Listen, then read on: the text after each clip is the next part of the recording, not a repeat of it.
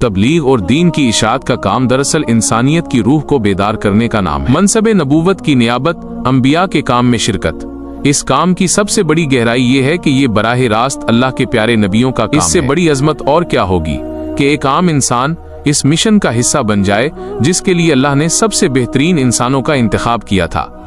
2. इंसानियत की बका और फलाह।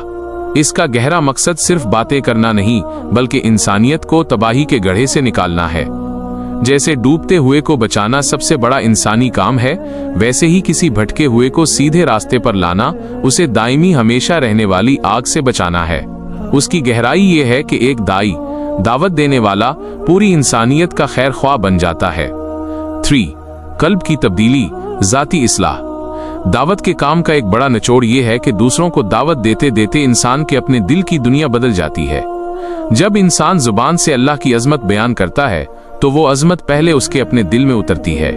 ये काम दाई के अपने ईमान की हिफाजत और तकवीज का सबसे बड़ा जरिया है। 4. आलमगीर जज़ा, कायनात का दुआगो होना। इस काम की गहराई का अंदाजा इस बात से लगाएं कि जब एक शख्स नेकी की दावत के लिए निकलता है तो कायनात का जर्रा जर्रा उसके साथ तस्बीह में शामिल हो जाता है।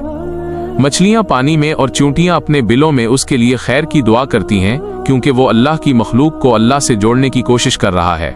5. इखलास और फना फिल्लाह। इस काम का निचोड़ इखलास है। जब कोई अपना घर बार, आराम और ख्वाहिशात छोड़कर अल्लाह के बंदों के पीछे फिरता है तो वो अपनी आना को खत्म कर देता है। अल्लाह को अपने बंदे की यही तड़प और थकन सबसे ज्यादा पसंद है जो सिर्फ उसकी रजा के लिए हो।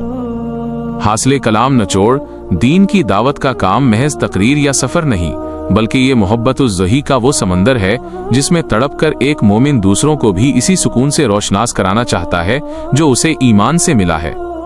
ये अल्लाह से सौदा करने का वो रास्ता है जिसमें खसारा, नुकसान नाम की कोई चीज नहीं।